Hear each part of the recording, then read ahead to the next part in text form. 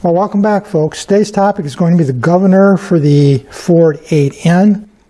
Since I have the intake exhaust manifold off and the right side of the engine exposed, I thought I'd go ahead at this point and address the governor, the fact that the governor was leaking. I think I mentioned it in previous videos. They caught an oil leak, which is fairly common, and go through the governor, make sure everything's functioning properly. So you can see here I've got all the parts spread out. I already have done quite a bit of work on it. As you can see, I've repainted the housing, the control arms, the spring. I'm not in this video, by the way, going to go through the theory of governor operation. This is a classic flyball governor. Here's the flyballs right here, 4 of them. Very common. It was invented, the flyball governor was invented hundreds of years ago by a Dutch engineer, physicist, inventor named Christian Huygens, who originally invented it, I believe, for clocks. It was adapted by the Scottish engineer James Watt. Many people attribute the flyball governor to James Watt. That is incorrect. James Watt took the concept and adapted it to steam engines, and I think that's probably why he's been credited with the invention of it, though in fact he didn't invent it.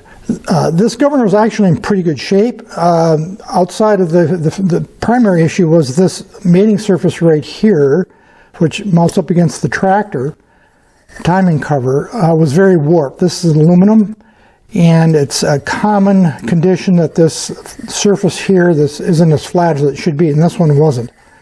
Not even close. It was, well, I didn't measure it. I could have put it on my surface plate with a feeler gauge, and I didn't, but I'm going to estimate that this was off. It was shaped like this, concave, by probably 45 thousandths of an inch.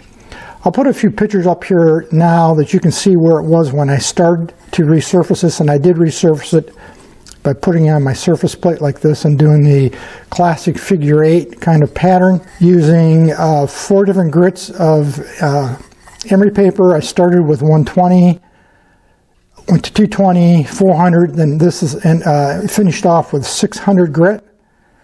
And I flattened this out nice and flat here. But let's take a look at the photos of where I started and a little bit of a progression to get to this point.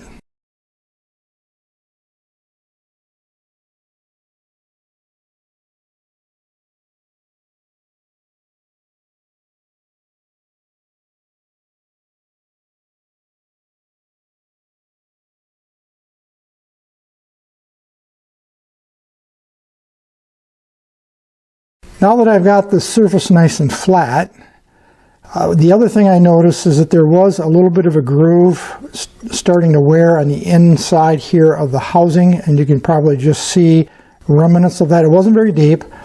I took my Dremel with a flap disc and just ran it around the inside here to smooth that groove out. Again, that's not uncommon, and that's caused by the fly balls right here. And in fact, you will see on these fly balls flat spots. I don't know if you can see that right there. All 4 of them have flat spots on them. Now, in theory, these balls should never ever contact the inside of this case.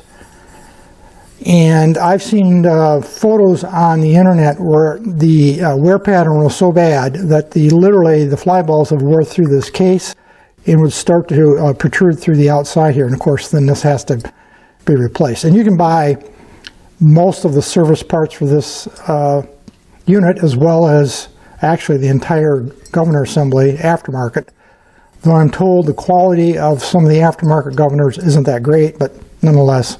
That wear by the fly balls is caused by improper shimming. Here are 2 shims right here. These are 10,000th shims. They were the originals. They came out of the unit, and it's going to need a little bit more shimming, I think, to get it back into specifications. So outside of a little bit of wear right here on the inside that I smoothed out, the rest of it is in very good condition. Well, the wear on the fly balls, of course. This piece right here does actually have a bearing in here, but I'm not going to replace it. This can be pressed apart. Again, many of the pieces can be bought, but I think that bearing is okay. So I just cleaned that up, and as you can see, I painted the other pieces. Now, I might have mentioned earlier, I don't generally prefer to paint before I do a final assembly, but in this case I wanted to because this is a fairly intricate arrangement of putting these control arms back together and getting everything aligned and mounted. And to try to paint that after the fact, I thought it was going to be a little problematic, so I went ahead and painted it. And I might nick it up a little bit in the process of reassembly, and if so, then I'll just have to touch it up. Some of these parts I'm going to replace. Obviously the 4 fly balls I'm going to replace. This is a seal right here that comes right out of there. It originally fit in something like that. So I'm going to replace the seal and the fly balls, and I've got additional shims. This is just a washer, by the way. And I have additional shims. So there's the new fly balls. Those I think are just a 5/8 hardened ball bearing, but I do have 4 of those. I've got the new seal. That would be, again, this piece right here. And I have 4 additional new shims that I can use if necessary when I put the assembly back together and check the dimensioning of that shimming arrangement.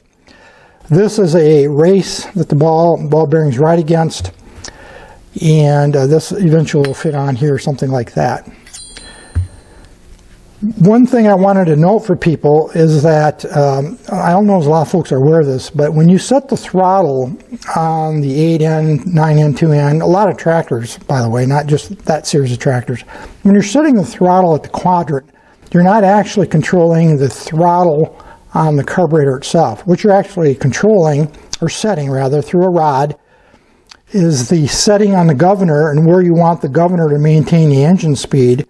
Then the governor has so you have one rod throttled to one of these rods. I'm not sure which one right off the top. I think it's this one.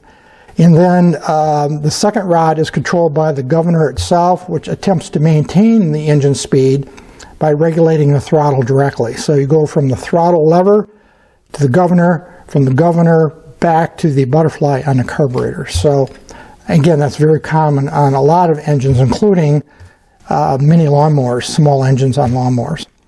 So these are all the various pieces. I'm not going to record me putting it all back together because they'd be fairly laborious, and I'm afraid I'm not going to be able to get very good shots on this kind of an assembly. So I will go ahead now and put this together, and then I'll bring you back at the other end, and I'll show you what it looks like assembled, and then eventually, of course, it's going to go back on the tractor. Obviously, at this point, I do not have the engine running. That is after the valve job. That's coming up real soon, probably in the next few days or a week. So as I'm shooting this video, the tractor has not been started from the valve job, though, again, I would expect to get that done here fairly soon. But I want to get this done first and back on the tractor before I go ahead and try to start the tractor up. So let me get this together, and I'll pick you up. We'll pick it up on the other side. It's about 45 minutes later, and I got the governor assembly all back together. As you can see here, I didn't have any particular problems with it. I just took my time. First time I've ever put one back together. I did chip a little bit of the paint. You can see right here, I think on the spring. I think that's about the only spot in the back of the spring here. The rest of it I managed to protect pretty well, so I'll do a little touch up there. Besides that, damaged paint, no problems with it. You'll see or notice a little set screw right there that holds the internals into the case. And I'll put a few pictures up here at the end of the assembly just before I slid it back into the case or the body here. A couple other things to note is that this outer arm right here, the longer of the two, the control rod that comes from the throttle comes down to this rod right here and sets the position of the governor. Then this outer rod right here, the shorter of the two, there's a rod that goes to the carburetor. So this comes from the throttle quadrant. This one goes to the carburetor itself. This one adjusts the set speed of the governor by controlling the positioning of the balls, or the races of the balls. This one then actuates the actual throttle valve. So that's going to be it for the governor. What I'm going to do now is touch up a couple little spots here like I indicated a moment ago that I chipped the paint on, and then I'm just going to remount it to the timing cover of the tractor, and then from there I can get on with doing the final assembly or reassembly of the cylinder head to the block and get the engine running again. So I'll put up a few pictures of that along the way. I'm not going to video record assembling this to the tractor. It's pretty straightforward. I want to show you the remounted governor assembly right here. You can see back on the block. That line you see right here snaking down and attaching is an oil feed line. It comes from the oil filter canister, which is over here. It comes around the block. That feeds oil directly into the governor assembly, and that's what lubricates it. Then the oil dumps back into the crankcase and into the pan. The only thing now I think that could go wrong possibly is if I have an oil leak, but let's think positive thoughts and expect that we won't have any leaks from this assembly. You'll also note that I have the engine still opened up. That's going to be my next step, is to put the top end of the engine back on and get it started. The covers for the valves right here, the two covers, are repainted and ready to go. You can see I got the nuts and washers already painted and back on and just waiting for the covers to go back when I complete the reassembly of the top end. I'm going to check, I think, the valve lash one more time before I do that just to make sure, but we're very close now to getting the engine running again. There's one other thing now I would like to share with you. Last thing I want to share with you today is my surface plate, and I've had this for quite some time. I bought it a number of years ago, originally intending to use it mostly for machining, because some of you know I have a small benchtop mill and a vintage lathe. Actually, I have two vintage lathes, and sometimes you need a surface plate when you're doing machining work. It's not real large, as you can see. I think it's, I don't know, 1.5 inches, 2 inches thick, and weighs a lot. It's not going anywhere. And one of the most common uses I actually have for it is to flatten things, like I did the body of the governor, the mounting surface that attaches to the engine. And as you can see here, it's real simple the way I use it. I just tape down a piece of abrasive paper, emery paper, sandpaper, whatever might work for that particular project, as you can see in the corners. And then I use it in typically a figure 8. Now obviously you're limited by the footprint of the surface plate itself, but typically you do this kind of thing in a figure 8 to flatten a surface. You can use this to check for flatness with a feeler gauge without sandpaper, of course. For the governor, I was talking to my buddy Pete from Ontario recently, and he asked me, what paper I use, what grits, and how I went about it. So I thought, well, maybe other people will be interested in hearing about that as well. So started with 120 grit. I have probably 8 or 10, maybe even more than that, different grits of sandpaper and emery paper that I keep in inventory. I started with a piece of 120, and I did the figure 8 thing. I think I went through maybe 3 sheets. I didn't keep track. Maybe 3 sheets of the 120.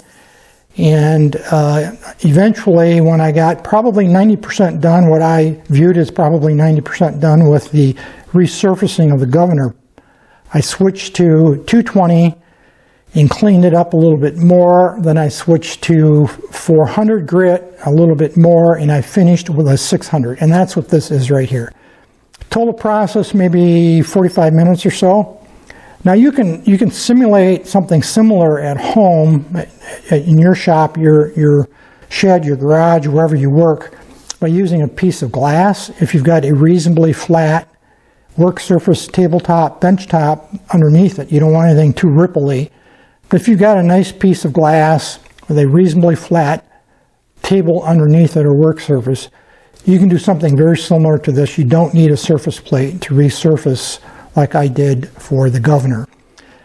So it's pretty simple. Not a lot to it. I'm fortunate I have the surface plate that I can use for this. In fact, like I said, I think I use this more for cleaning up surfaces than anything else in my shop. Once in a while I use it for machining, but it depends on what I'm doing at the time.